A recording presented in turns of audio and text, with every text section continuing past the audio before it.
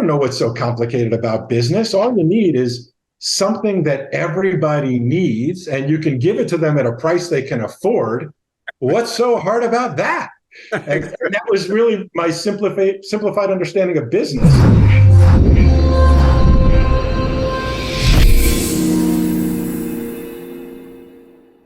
Well, hello, everybody. Dr. Ron Oberstein, president of Life Chiropractic College West, sitting here on the West Coast, coming at you with another one of our Life West leadership lines. Today, I have someone that I actually knew when he was in school. So we're going back about, 28, 29 years, Dr. Jason Deitch. Welcome to the show, Jason.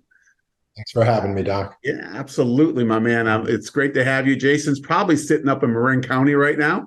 Is that right? That's correct. Yep. So when you come to the Bay Area and you want to go to wine country, just make sure you stop at Jason's house and visit him. And he's right there, right over the Golden Gate Bridge. But I'm excited to dive into this. I want to tell our audience a little bit about Dr. Jason. He graduated from Life University in 1996, put some 27 years as a chiropractor, graduated, moved out to California and practiced in the Oakland Hills for about 10 years.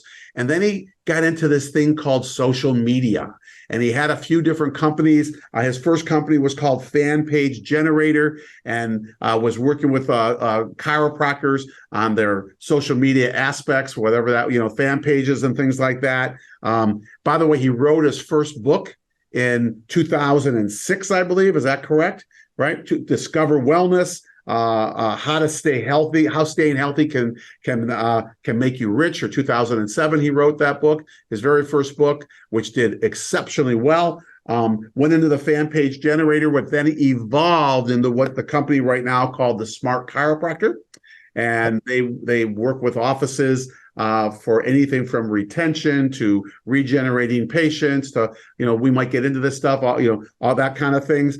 They have a program out called Patient Pilot, where they send weekly newsletters out to inactive patients to get them re-engaged in chiropractic and, of course, back into chiropractors' offices, which is vitally important. And lectures all over the world. In fact, you were an instructor, weren't you? You taught at Life Chiropractic College West here. He's taught philosophy and also taught business for many years when he moved out west. So it's great to go full circle, man, have you back on a Life West a show. So welcome, my brother. It's great to be here with you, Ron. I don't know if you remember, but the first time we actually did meet for the first time, I was just graduated college. I was on a cross-country tour with a friend of mine, David Davis, who said, you got to go see Ron. We went out, we came to see you. You could not have been more gracious, more kind, more inspiring.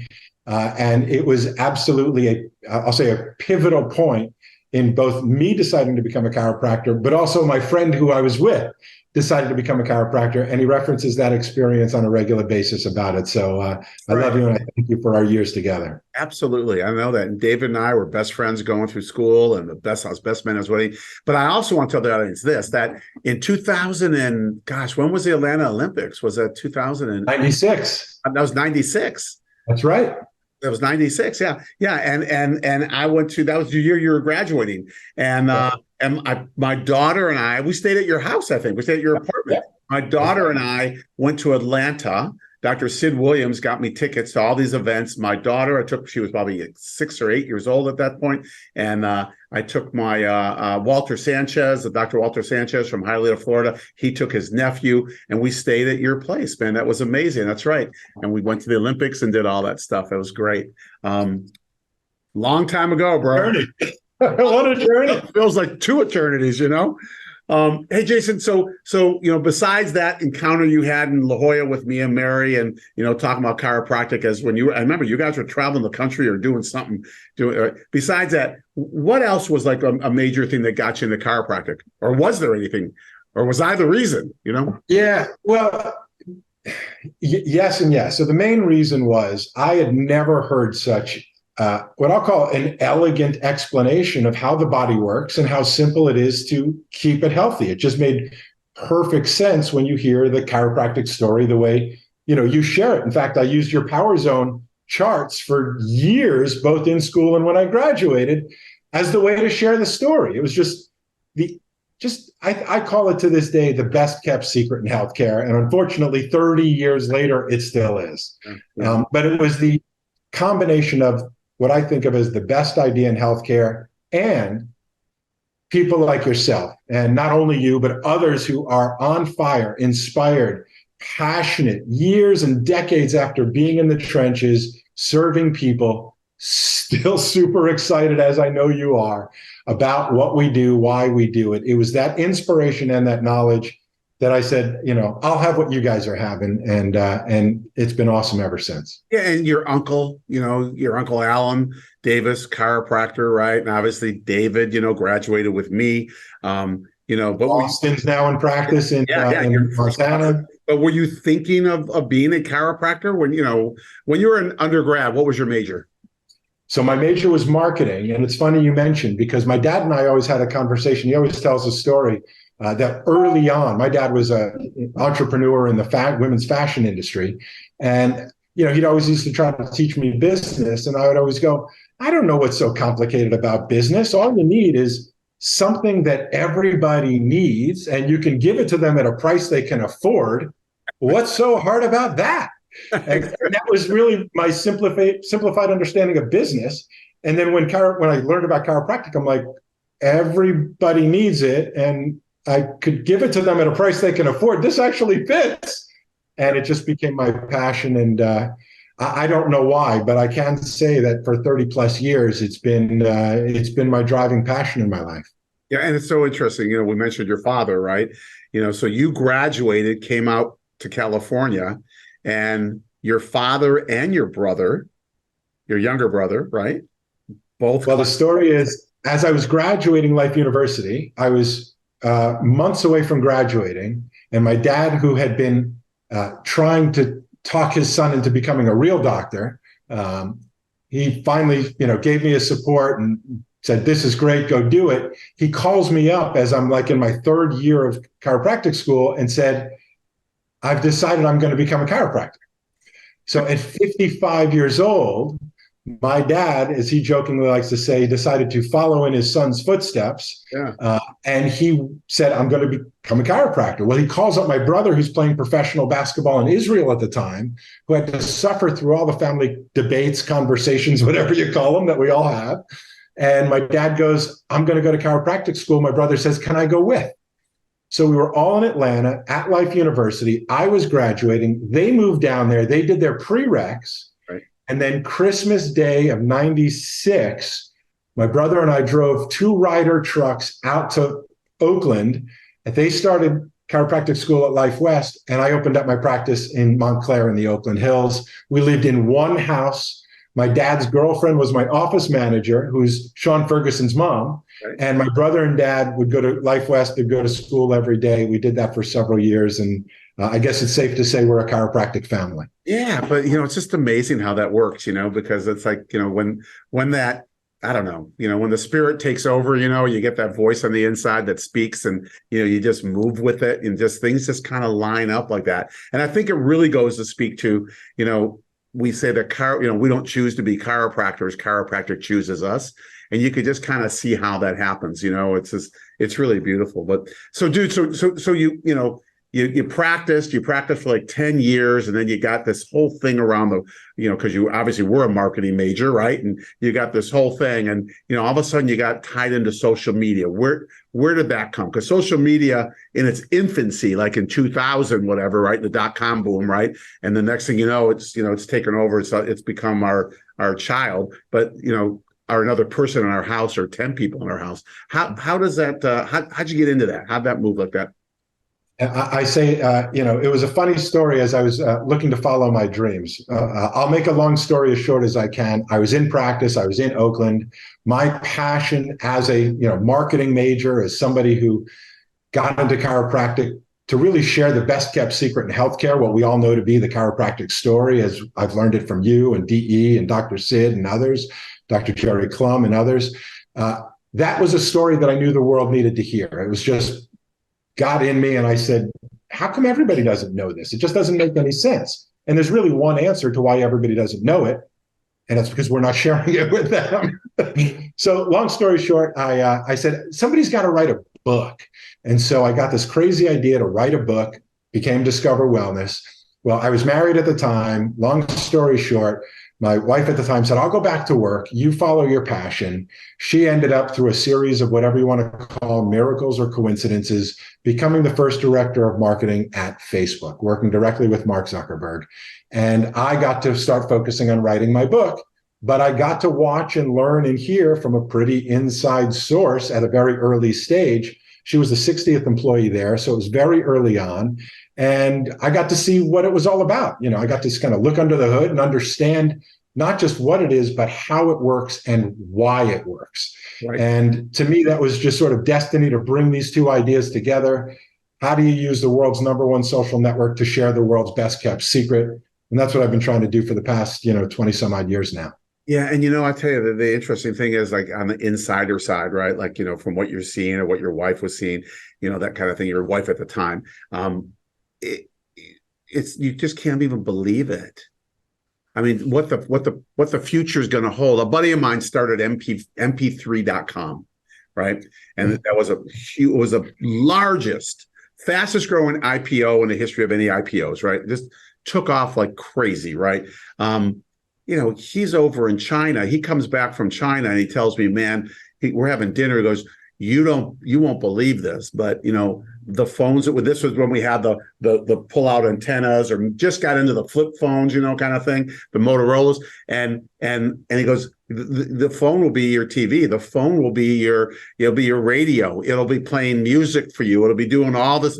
And I said, what are you talking about, man? He goes, I'm telling you, I've seen it. I've literally, because he saw it.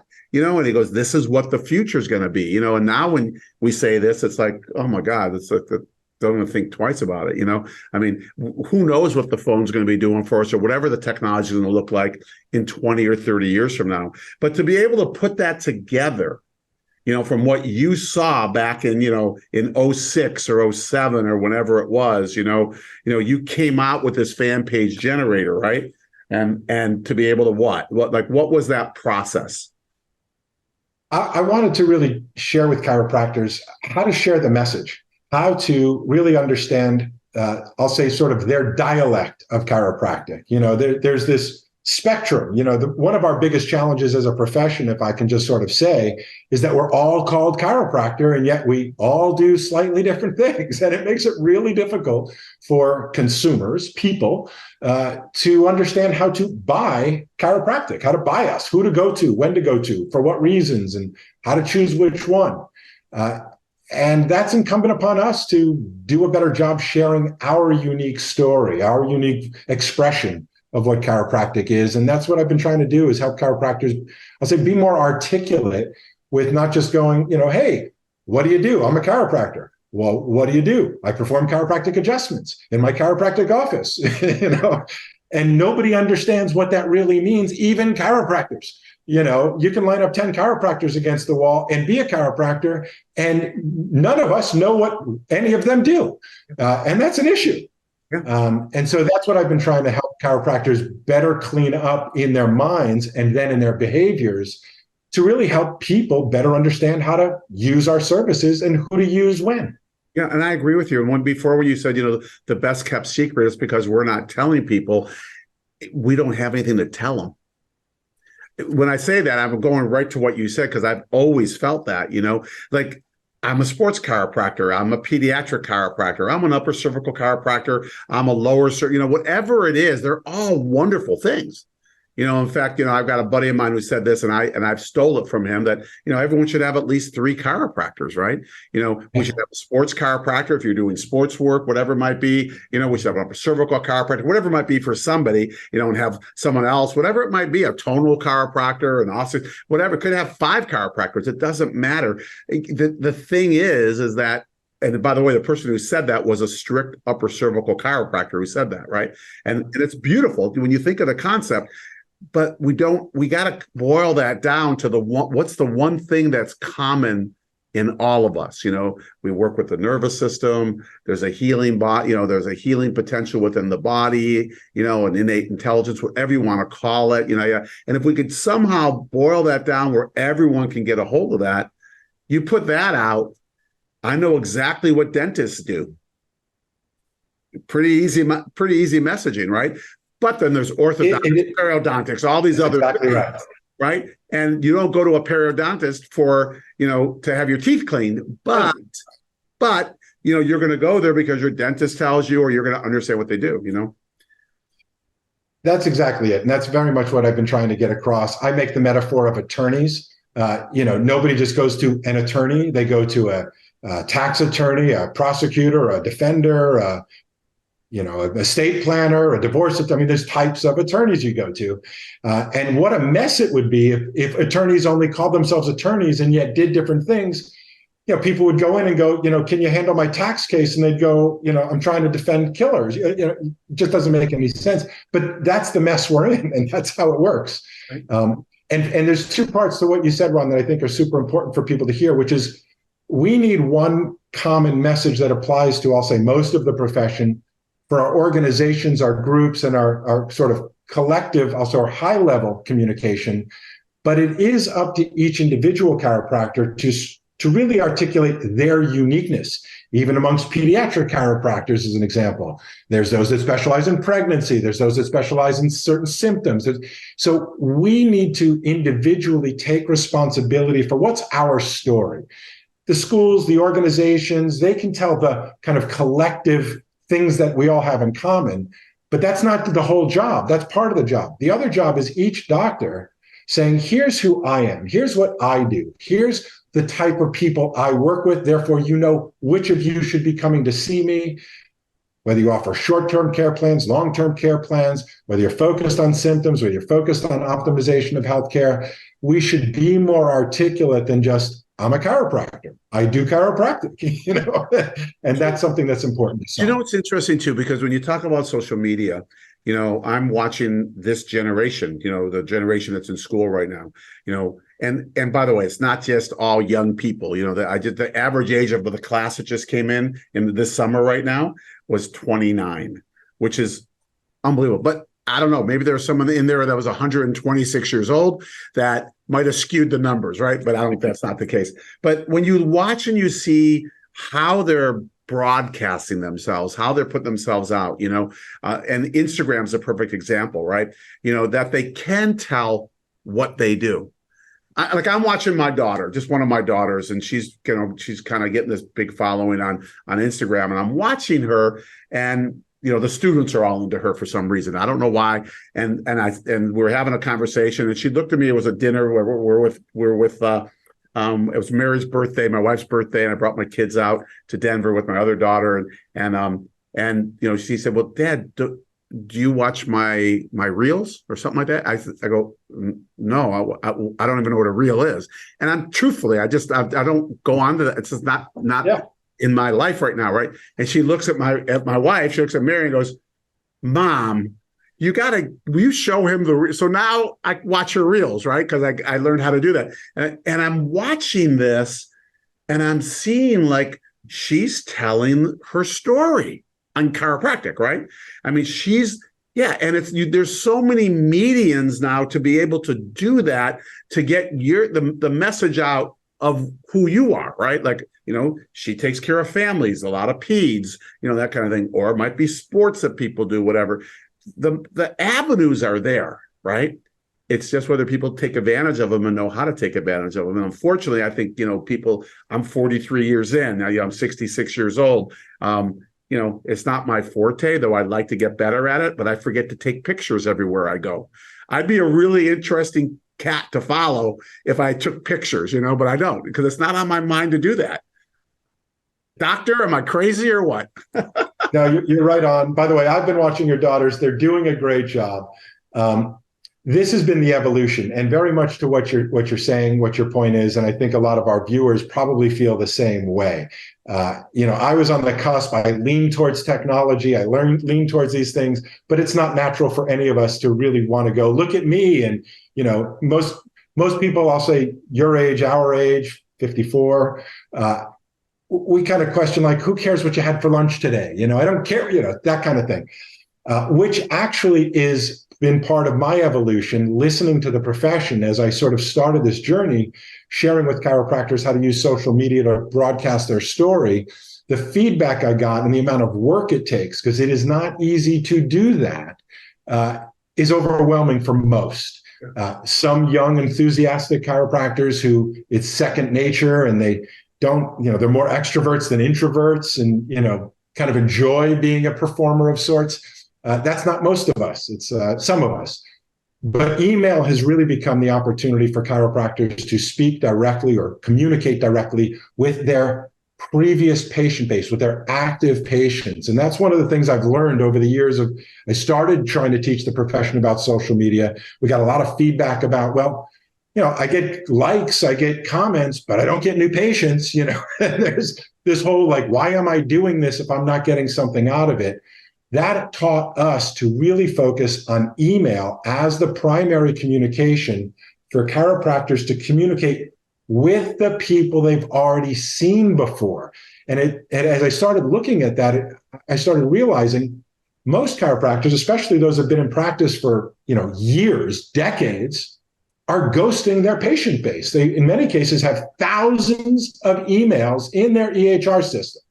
So thousands of people that have been in there to see them. Absolutely. And they're trying to get some new stranger to come in and kick the tires for free, as opposed to keeping in touch with everybody who they've seen for years, who, if you asked them, would go, I love my chiropractor. I've been meaning to go back and see him. So that has become sort of our evolution, is weekly emails that keep you appropriately in touch with the people you've already seen. And that's really today's magic, is those people want to easily reactivate back into your practice. And it's one of my sayings is, your next best new patient is reactivating your previous patients. Exactly. But Jason, let me ask you a question, because you bring that up, and I don't look at journals anymore, and I just, because I'm just too busy to do that. If I was in practice, I probably would, but I used to flip through them and just see what was there. But back in the day, maybe 10 years ago, even maybe a little bit way before that also, it was always about new patients, new patients, new patients. Get 45 new patients in a month, 100 new patients in a month. Testimonials, I brought in, if I got 100 new patients in a month, I could only do that for about a couple of months, because, I hold on to my patients, right? And exactly. Unless I bring more people on, to take care of them or get a bigger place or whatever, and I love that. And I get that you can get 100 new patients and only 10 stay with you because it's all social media marketing. I get that. That being said, and I don't know if that's still going on or not, but that being said, I imagine it is, right? But that being said, I think you probably touched on it already, but what's the biggest missed opportunity right now then? If you're looking at chiropractors, right? And the lens that you're looking at, sitting where you're sitting, watching all this stuff happen in the profession, what is it? What would you say would be the number one? Absolutely number one missed opportunity is emailing the people who have already been in to see you. So in simple terms, it's finding the email list that lives in most EHR systems, and then creating a system to communicate with them appropriately and consistently. In fact, we coined the term that TIC, T-I-C, means to teach and invite consistently. Easy way to remember it. So we don't even like to use the word marketing or email marketing, because marketing implies selling something or trying to sell something to somebody new. What we're really talking about is communicating with the people that have already been in to see you and staying in touch with them. And it's not discount and annoy whenever you feel desperate, which is the way most people do it.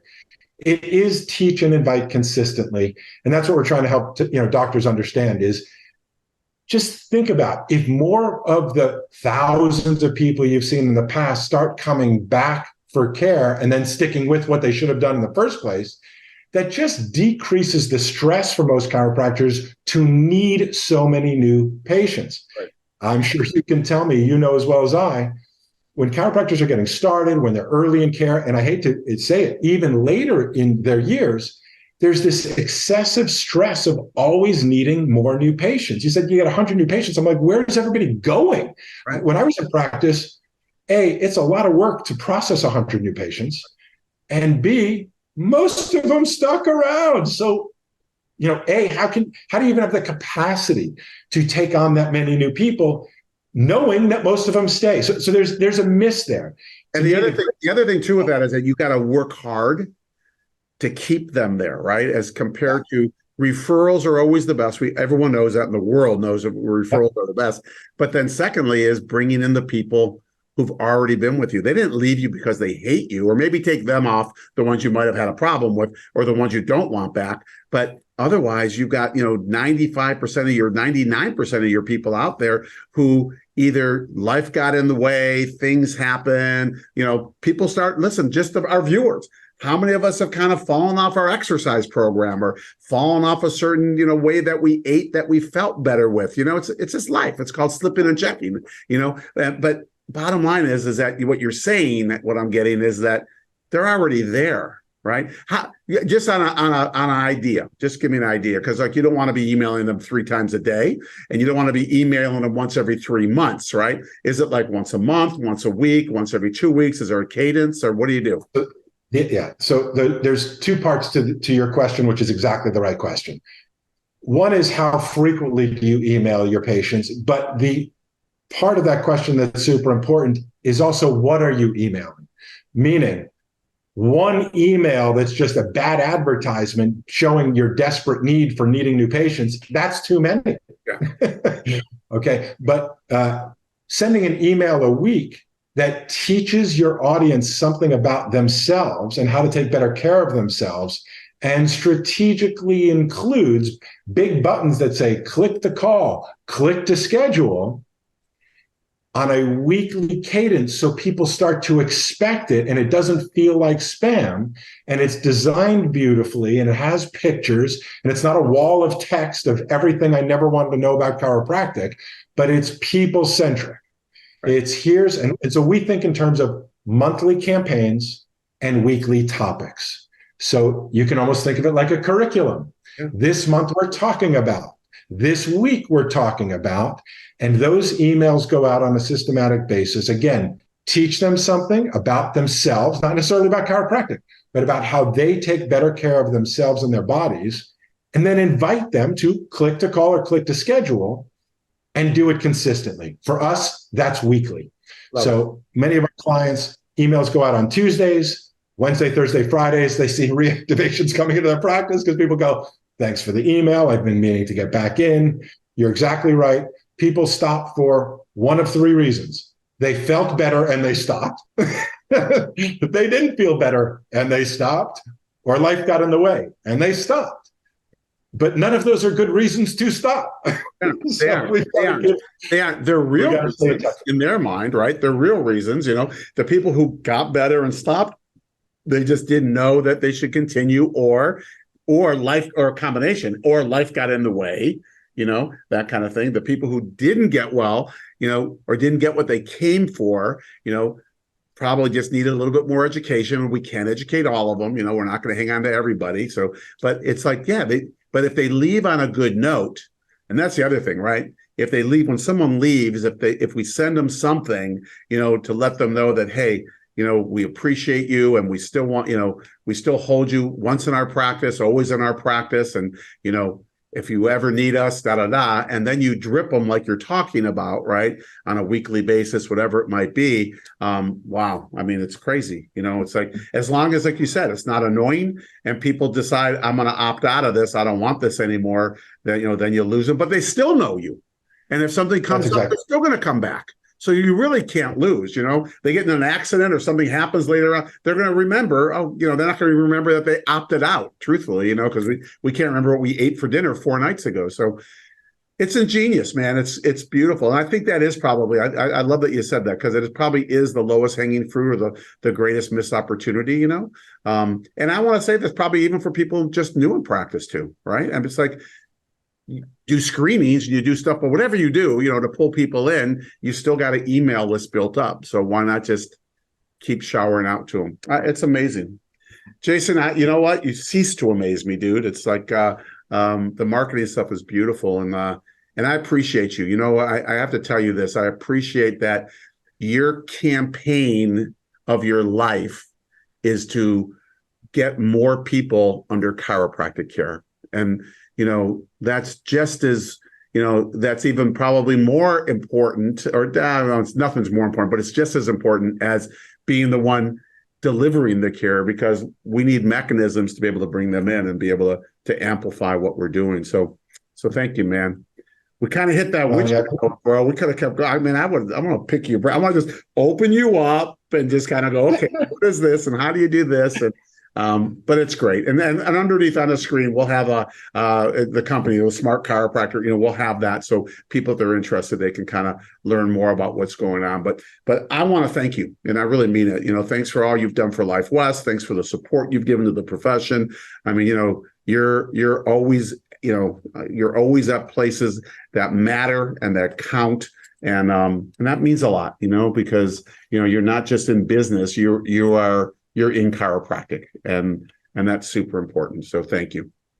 Ronnie, I appreciate that. Let me just say I'm a proud member of your President's Circle. I encourage others to be there and support you. And just on what you said real briefly, I remember years ago, somebody had once interviewed Jerry Clum and said something to the effect of, aren't you, sad that you no longer get to make a difference in people's lives in chiropractic? And he goes, whoa, hold on a second.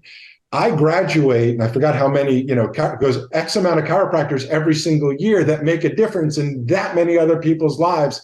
I know you do the same. And so I think it's from that spirit that it just allows us to follow our callings in a variety of different ways. And I love and acknowledge you for the just dedication that I know you've put into doing what you do as a leader of our profession. And from the decades, 30 some odd years ago that we started, it's fun to be on this journey with you still. It is, man. I got to tell you, bro, that's the only reason I'm in this seat.